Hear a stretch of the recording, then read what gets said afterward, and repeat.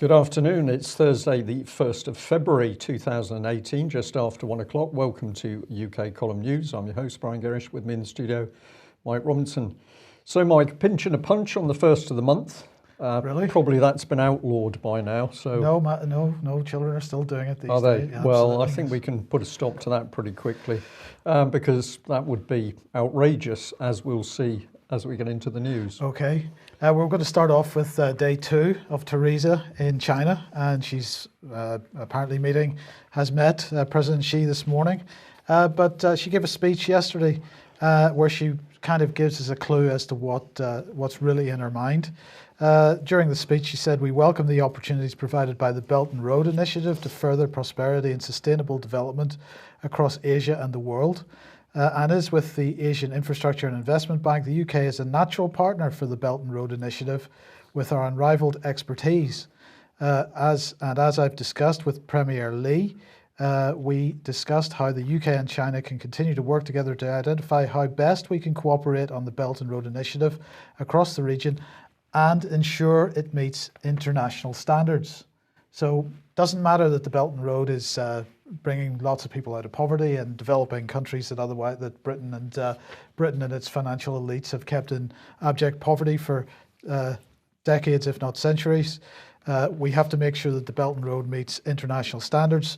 We'll work together, she said, to encourage free and fair trade, ensure a transparent, rules-based, multilateral trading system, and build an open global economy that works for all. So that was her message to the Chinese. You will conform with international norms. You will. I was a bit worried about that picture, Mike, because I thought initially that was the EU logo pinned in the centre of that building, but I realise that can't possibly be true. Indeed. So we're lecturing the Chinese on how to do things properly, how to build stuff properly. Right, okay. Yep. Well, it was a good job that the Prime Minister was in China because behind her back, George Osborn has apparently been saying this. This is taken from The Guardian. George Osborn is on record as saying that after the general election, Theresa May was a dead woman walking, and he was joking about wanting her chopped up in bags in his freezer. Because that's the sort of thing you joke about all the time, isn't it, Brian? Well, I think if you joked about it, or I joked about it, Mike, I think we'd have a little visit from Devon and Cornwall Police for some sort of hate speech. But apparently this MP, of course, who is Snow White in many, many ways, he can say that he would like to chop up the Prime Minister in bags and nobody's going to go near him.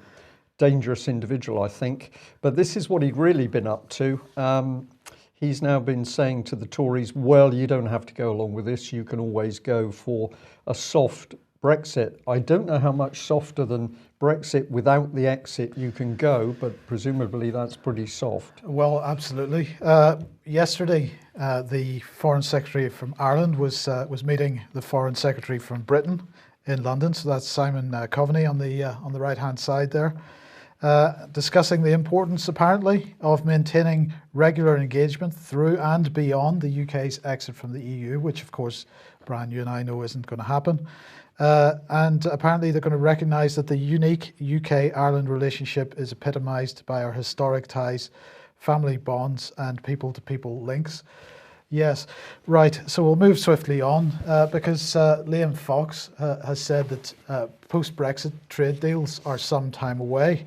So the question is, what is Boris Johnson talking about? Well, he's worried about what's going on in Ireland. Liam Fox worried about trade deals which aren't going to happen for some time. He said we haven't got a Brexit yet, of course, and that may be some time away if we've got an implementation period. But what we're doing is to ensure that when we have economic freedoms, we can take advantage of them.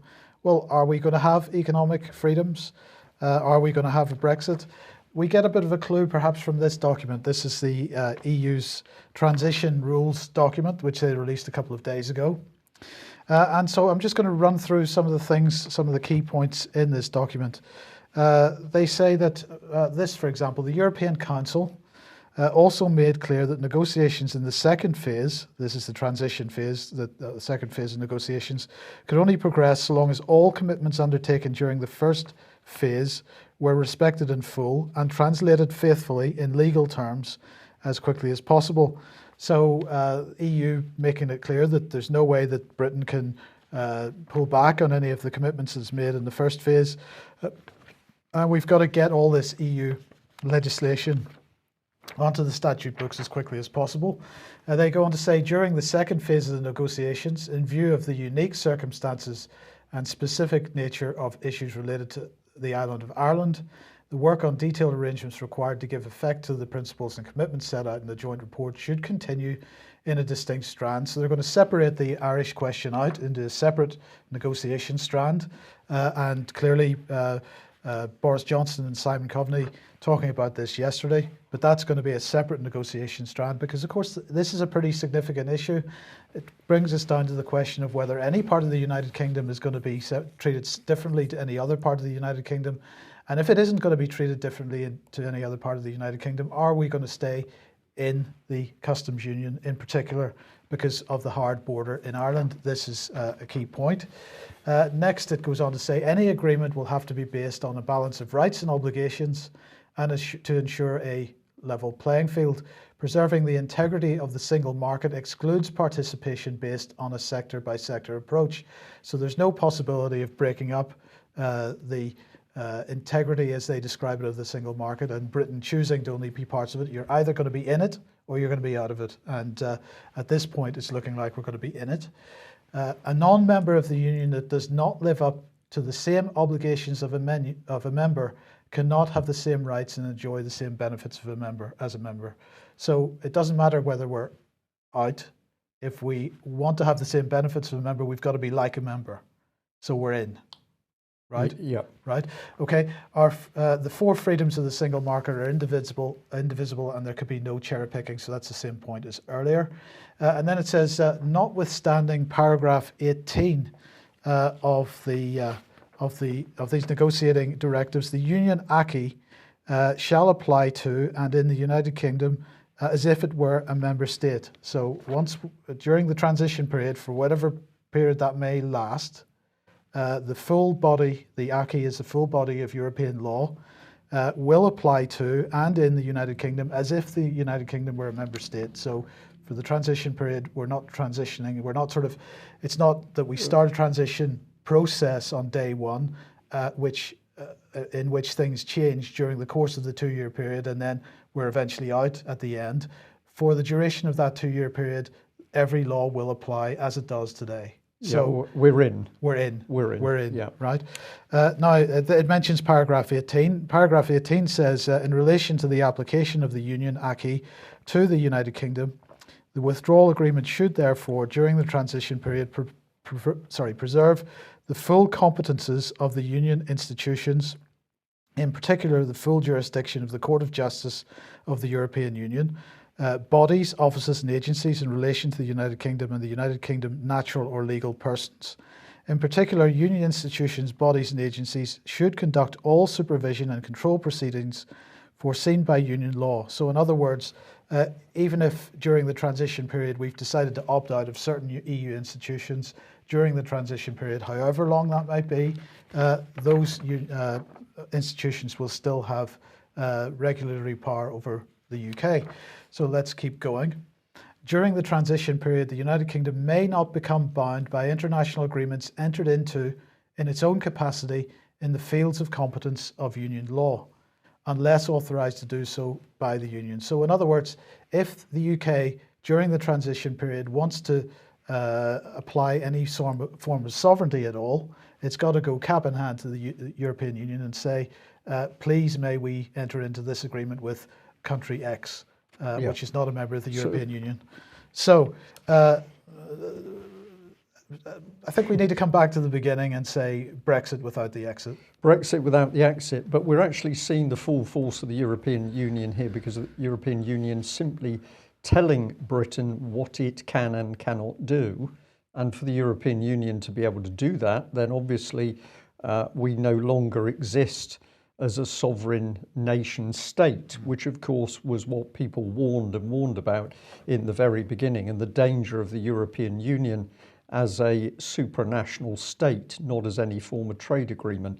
So the beast is emerging here, Mike. I think this is the key thing. And for all those people who said it was utter nonsense to say that the European Union was a dictatorship with the laws of a police state, we're now actually seeing those laws applied to UK.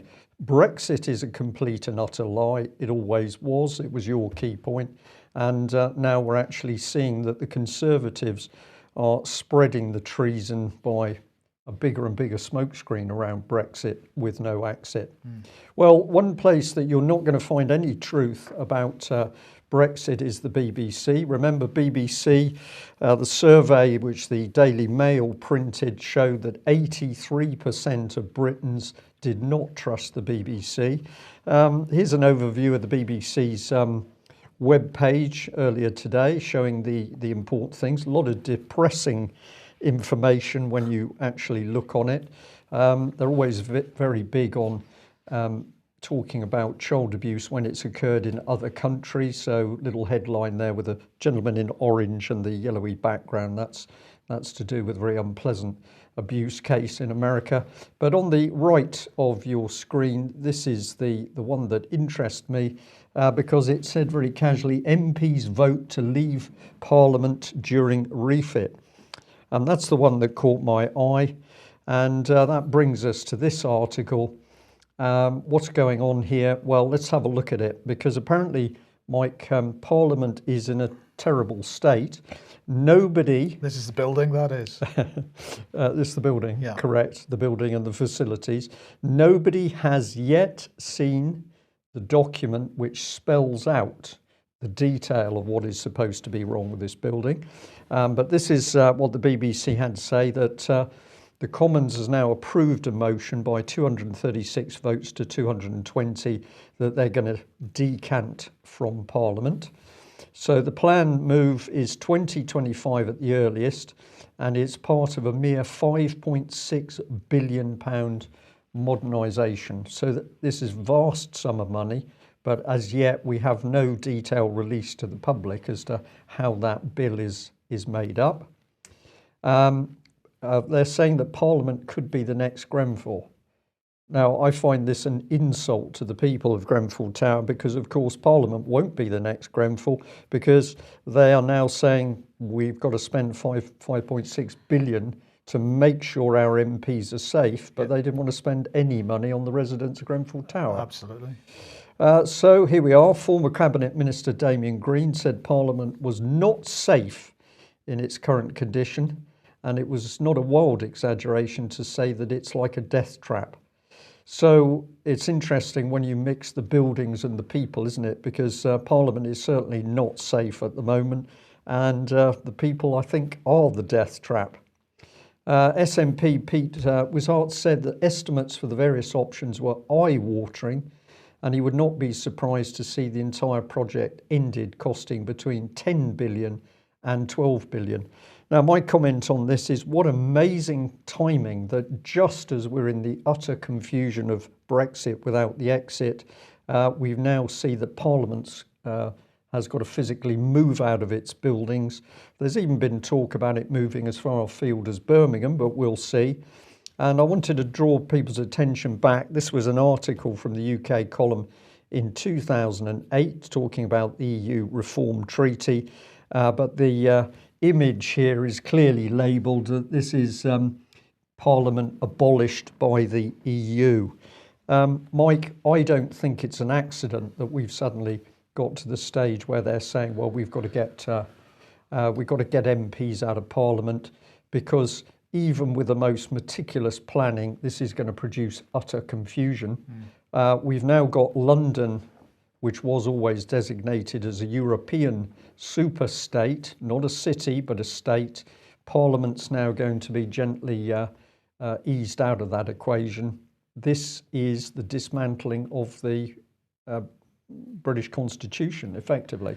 Unfortunately, the party that you would normally associate with trying to reverse that, UKIP, is in increasing disarray. And it's pretty hard to see how the party can actually survive too much longer, Brian, because they're running rapidly out of money if they have any left. But the embarrassments continue because widely reported across the mainstream media today, Henry Bolton, the UKIP leader, has admitted that he lied about having a degree from Sandhurst Military College. He's removed his statement that he had such a degree from his LinkedIn page and has admitted that he was wrong to put that up. I am flabbergasted how anybody that's in the public eye in the way that he is could accidentally make a statement such as this, or could even imagine that they could get away with making a statement that they had a degree when they don't. Well, Mike, we're now on the subject of UKIP. Let's put the baseline in just at the point where the country needs the strength of UKIP to bring all of those 17 million people together who voted to come out of the EU, 17 million people who I'm sure would be outraged if they really understood the deceit that's being carried on over the Brexit procedure. Should be UKIP driving that forward, but no, what's happened? We've got a new leader come into UKIP, too busy with his 25-year-old floozy. Now he's made a mistake, in inverted commas, over a degree. Is this a mistake, Mike, or is this the man brought in order to try and collapse UKIP at the critical time? And of course, my big point with this man, Henry Bolton, is he's another man who casually said, oh, well, I've worked for the EU for the last X years, but really I think it's a disgraceful organisation, and now I'm going to lead the party actually trying to stop the EU's power in UK. Hypocrisy, duplicity. This man brought in to collapse the party. That's probably my opinion. And of course, who brought him in? Who selected him as the right candidate? That was Nigel Farage. Well, how do we know that things are looking very bad for UKIP at the moment? This man has gone, Gawain Towler. Gawain Towler has been with UKIP for about 13 years. He has been what I will call an advisor and sometime PA to some of the senior people. I think this man's heart has been in the right place, and in a conversation I had with him personally at least 10, 11, 12 years ago, when we discussed what was really happening in the country, subversion and treason, he said to me, what you really mean, Brian, is that the revolution always eats its young. What he was getting at here was the fact that we were saying that when UK is collapsed, everybody in it is going to be hurt by the procedure. So I think more than Henry Bolton, Mike, the fact that Gawain Towler has now backed away says that UKIP is in a very, very serious position. And what a coincidence, just as Brexit is being stalled. Now, Statista has today published an article here, or yesterday, sorry, the UK shrinking navy. And what they're saying is the recent commissioning of HMS Queen Elizabeth, Britain's largest ever warship, certainly made waves. Much has been made of the state-of-the-art vessel, which will bring a massive leap in capability to the fleet. However, redundancies have left the Royal Navy with only 29,280 personnel, and the lack of manpower has created a serious dent in its strength and readiness. It recently emerged that a trio of Russian naval vessels transiting the English Channel were intercepted by a British minehunter rather than one of the fleet's frigates due to a shortage of vessels and personnel. The British Ministry of Defence usually publishes details of such events, but on this occasion, HMS Katastok's Russian rendezvous was kept away from the headlines. So they published this useful infographic here showing the number of personnel in the Navy over the years. So 861,000 men in the Navy in 1945, 128,000 in 1955, 86,000 in 1970, 62,000 in 1991, 38,880 in 2000, and 29,280 in 2017. But Brian, the thing that really rose in my mind as I looked at that graphic there was that at the end of the Second World War, there were 861,000 people in the British Navy, and 861,000 people could be organised to do a job They all had a mission-based, idea of what they were there to do. And I look at the current infrastructure of the British government and British government agencies, including the military, and I do not see the capability there to organise, on that scale. Even 29,000 people they can't organise to keep the ships afloat. What has, if there's one statistic which shows what has happened to this country in the last 70 years, that is it, in my opinion, because we have lost the skill to organise that number of people and the determination and even the purpose. Well, Mike, the only thing I would slightly pick up on there is we haven't lost anything. What we are looking at is the whole fabric of the country attacked and undermined. This so-called inability of the British to now do anything, whether it's produce cars or steel or run a proper hospital. This is not true. This is not a change in the average British person. This is as a result of a deliberate political policy to collapse this country. We've seen it across the board, industries being collapsed, shipbuilding, car production, steel, fishing industry gone. You can follow the policy through. We're seeing it working in the NHS, and now we're actually seeing it in the military. And you're absolutely right. By the time you get down to numbers like 29,000 mentioned there, this is not viable. If you take a smaller nation, if you take Holland, for example, very professional military in the Dutch, but there comes a point where if you only have a few ships, you cannot do anything on your own. You have to work with other nations. And of course, for the Dutch, that would have been through NATO. But now we're seeing the power of EU military unification. And this policy to destroy, to reduce, to cut Britain's armed forces is to ensure that we're fully integrated into that EU military structure. So the cut's utterly deliberate. Let's come back onto the BBC, because I think this is the most offensive article I've really seen from the BBC ever in some ways. Maybe it's just me. These were some of the headlines as they appeared yesterday. Carrie Gracie tells MPs of BBC pay insult. Carrie Gracie says BBC tried to justify unequal pay by claiming whatever, BBC women, their pay gap stories. So here is the BBC. It can't report on the facts around Brexit. It can't talk about the NHS. It can't talk about child abuse. But now we're on to supposed inequality of pay in the BBC. And I'm really going to encourage people to look for this piece of video where this lady is giving evidence to MPs about the BBC's pay structure. So you can find this as a short video clip. And what she's really saying is, how can we BBC journalists report truth when the BBC tells lies over, well, the inequality of pay? I've said our excessive pay. She was really saying if women don't get the same pay inside the BBC and the BBC is lying, how can we tell the truth as journalists? So to put it in context here, at this stage she earns £135,000. And so what she's effectively saying is that she's worth more. She wants to be paid as much as the men. We can have a discussion about this. We're not coming in at the angle from men and women equal pay. I think that's a perfectly reasonable stance. What we're looking at now is the amounts of money that this lady has been paid, £135,000, and she's not happy.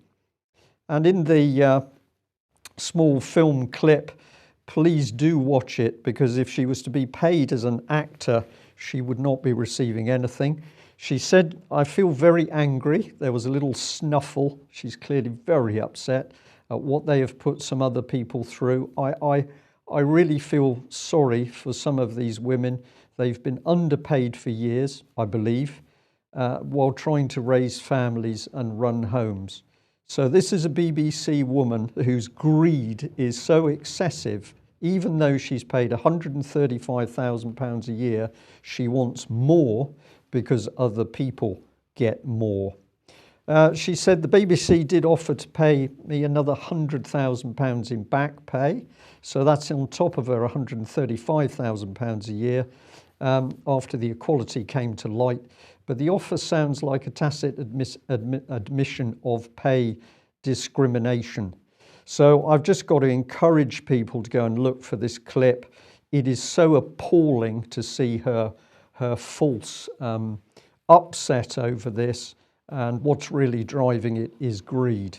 Well, let's bring in Tony Hall, because he obviously then had the opportunity to answer for the BBC, and effectively he said, yes, we're working towards equal pay for all. But let's really think about this. The women want to earn as much as the men, but the men in the BBC are receiving even more obscene levels of pay, Mike. And this man sits there earning £450,000, which is, to me, an extraordinary sum of money for any job. But of course, who is paying him? The general public through the licence fee, after Capita has been round to local homes bullying people to pay that licence fee. So for the BBC, I think this is the most obscene article I've ever read. And this is the lady at the centre of it. Go and have a look at her Twitter page. All of this Twitter page at the moment is about equal pay for women. But this is some of the extra stuff that comes up. She says here, 3:30 a.m, heading in for that last stand-in presenter shift on BBC Radio 4 today. Enjoyed it all, though, this week. What other news organisation would let you call it secretive and illegal on equal pay and still let you front flagship show? Despite troubles, BBC is great. This is massive hypocrisy.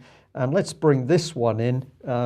BBC bosses say my salary from the 29th of January back on News Channel will be £145,000, say equal pay, will be paid more for sitting in warm studio than hurtling around the country of 1.4 billion 24/7. Strange.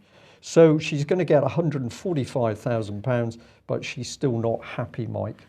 It is obscene, it is disgusting, and people really should be contacting the BBC about this and pointing out that survey that the Daily Mail published, which said that 83% of Britons do not trust the BBC. It's good value for money, I say, with deep sarcasm. Right. Yes. I'll pause there. Well, we're going to mention the BBC again in a second. First of all, this is the Daily Star, this from Lebanon. Headline is, UN official says Rohingya crisis has hallmarks of genocide. They say UN Special Envoy on Human Rights in Myanmar said on Thursday that the Myanmar military's violent operations against Rohingya Muslims bear the hallmarks of genocide. Yang Hee Lee told reporters in Seoul, where she's based, that she couldn't make a definitive declaration about genocide until a credible international tribunal or court had weighed the evidence. But we are seeing signs, and it is building up to that. Well, it may well be, but the question in my mind is, and it's not proven, are the Burmese military to blame? And I'm going to bring this on screen again. We showed this a week or two ago because this was from BBC Radio 4.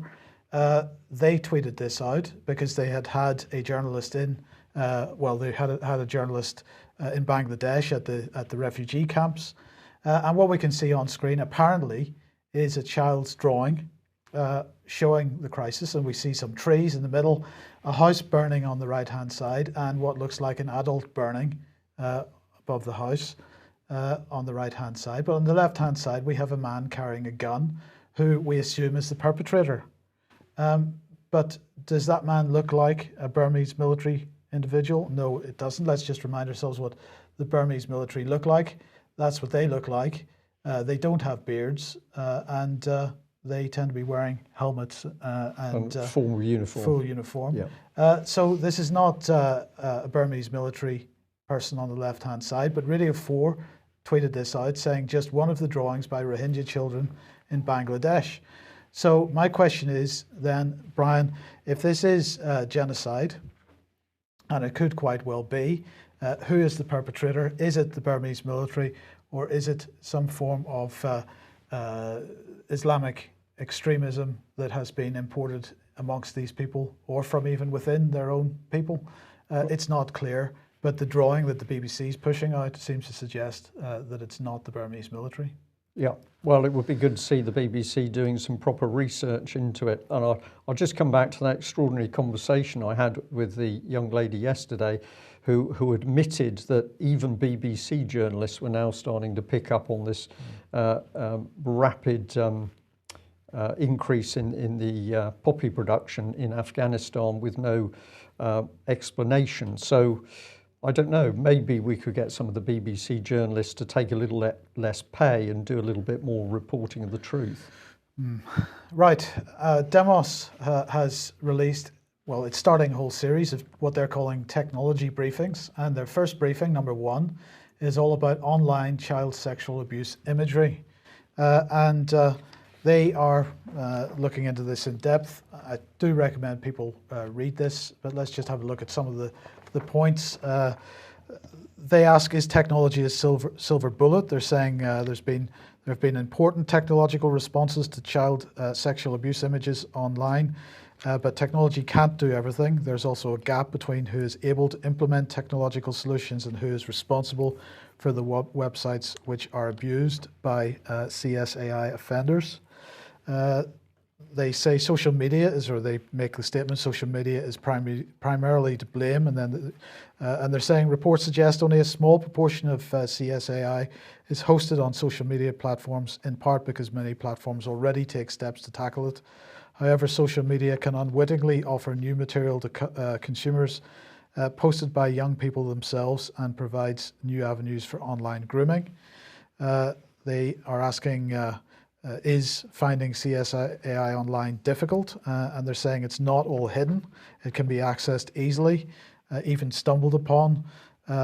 And they're asking, can we arrest our way out of the problem? And they're saying law enforcement, third sector charities and academics agree that the numbers of adults engaging with child sexual abuse imagery online means arresting and prosecuting all offenders would not be possible.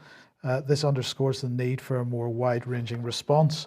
And they ask, would a ban on encryption be effective? And they're saying that the difficulties caused to law enforcement by blanket uptake of encryption should not be underestimated, but frequently are. However, a ban is not a feasible solution, as it would not deal with the problem targeted and likely to create new ones. So they're saying that there were 7,000 indecent images of children in circulation in the UK in 1990. But that according to sources in the police, the figure has now risen to tens of millions. They say the precise number of individuals convicted of CSAI offences is not published in the UK. This is one of these things that is kind of surprising, Brian, because it's a bit like the number of children that go missing. It's another one of the statistics around children that just don't get published. It gets rolled into another statistic, which in this case is the number of people arrested for obscene publications violations. So if you're specifically transmitting child sexual abuse imagery, you as a statistic are rolled into the general obscene publications violations, and so the scale of the thing is hidden in amongst all this other stuff.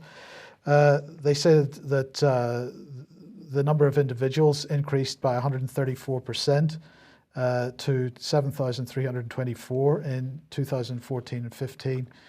In total, 54,000 child sexual abuse offences were recorded in the UK in 2015 and 2016. So I'm not really clear if there's any outcome from this report. I don't think there is. I don't think there are any answers about what to do about this problem. But it seems to me that for as long as people like John Wedger are prevented from doing their jobs, this type of problem is going to persist. Well, it is, and I'm just going to take a guess, Mike, but I bet that a charity that was not involved with Demos there in compiling that report would have been Common Purpose, because of course it was Common Purpose that we, the UK column, was able to expose. The Common Purpose had its own paedophiles buried in its system. There was Matthew Byrne, who was one of the Common Purpose Advisory Board members for Merseyside, and also a very unpleasant young man called James Rennie in Scotland. Common Purpose did not want to hear any of that information, and in fact tried to use their firm of solicitors to silence me when I started to speak about paedophiles and the Common Purpose networks. So I'm pretty confident that Common Purpose wouldn't be working with Demos on that one. Why do I mention that? I mention it because, of course, at one stage, Common Purpose just happened to be sharing the same office facilities as Demos. Pensions. We can't afford to retire, apparently. Certainly it's getting that way. This is a news release from the Pension Protection Fund.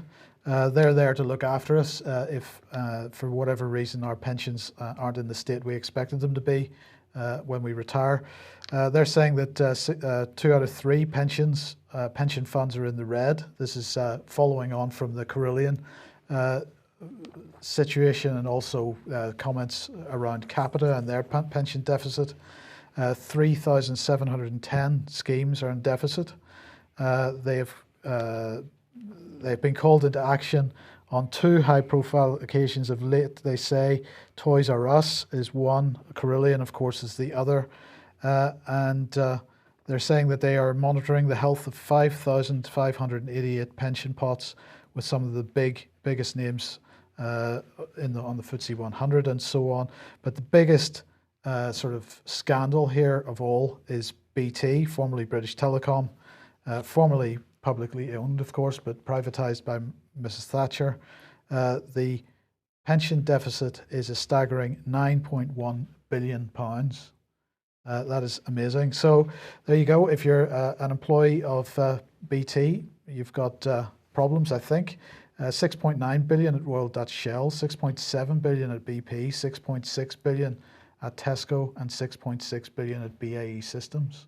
It's just staggering. These companies effectively stealing people's money, and there are no repercussions, it seems. Instead, we simply tax all the other pension funds, put the money into the Pension Protection Fund, and hopefully they have enough money to deal with the deficits when it comes to the point. Yeah, it's only stealing when the little people do something wrong, Mike. It's theft and stealing then. Otherwise, it's a mistake, or it's a deficit, or it's a management problem. Yeah, well, you can't afford to retire. Many people can't afford to do anything because they're on the streets. And I picked up on this very interesting story, which is about Poole near Bournemouth.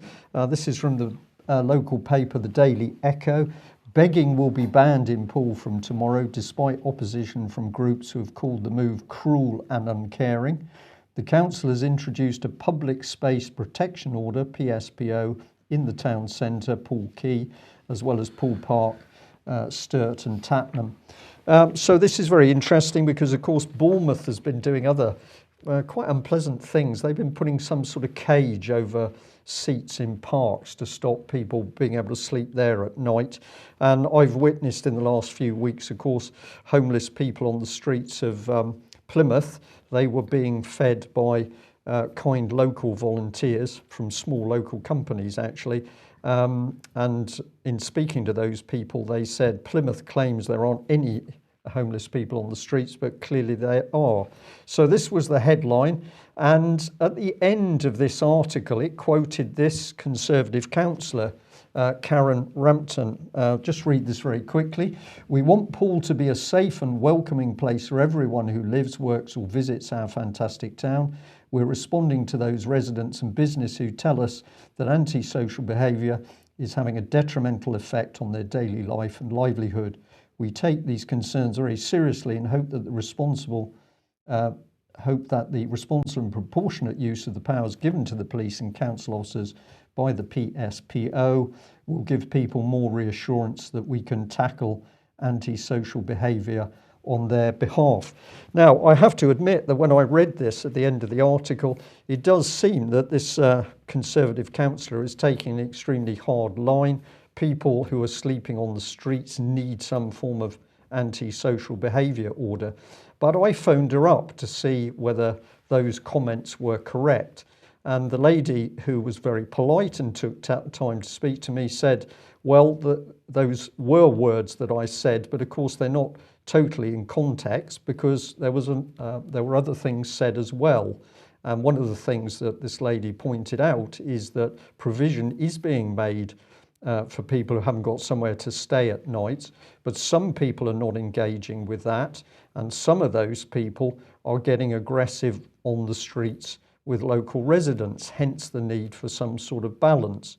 So I was intrigued that, of course, the paper was playing on local politics, and I'm going to say that that lady councillor seemed to me to be branded as the bad guy, to use that expression, if I may.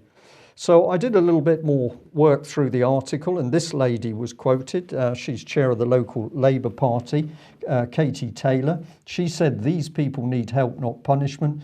The mere suggestion of fining the homeless still turns these vulnerable people into criminals in the eyes of the public, fostering suspicion rather than sympathy, and shielding the real issues of austerity.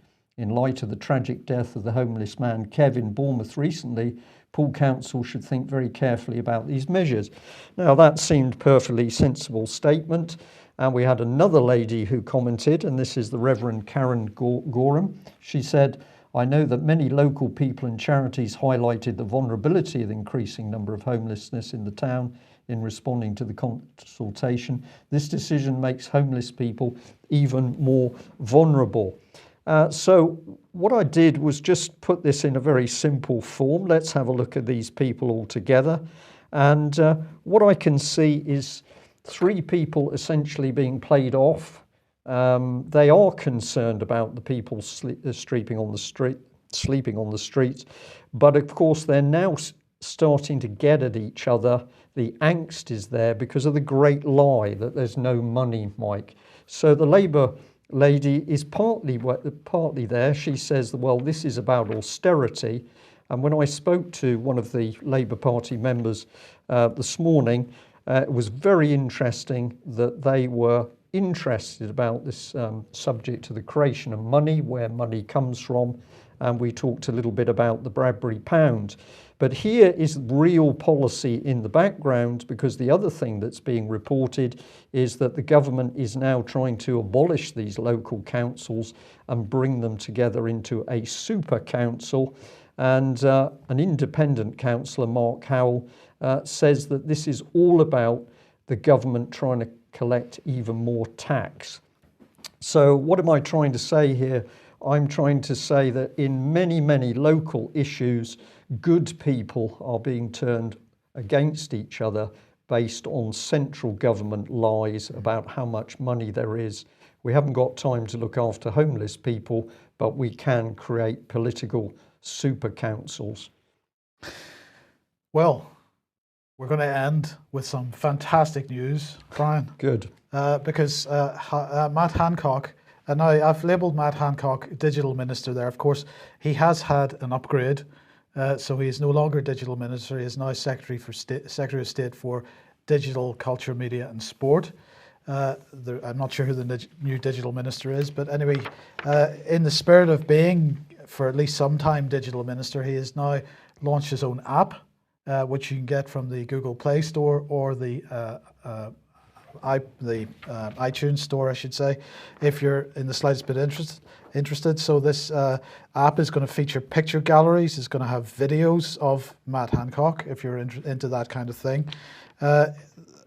If you log into this for the first time, you are greeted with the words, "Hi, I'm Matt Hancock and welcome to my app."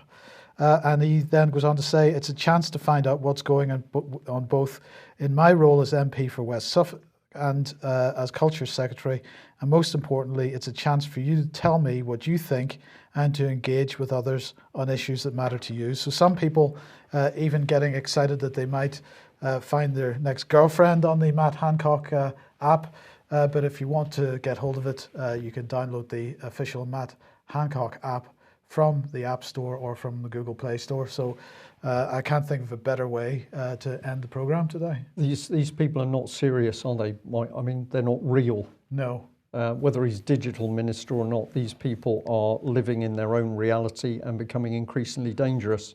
That brings it to the end of today's UK column news.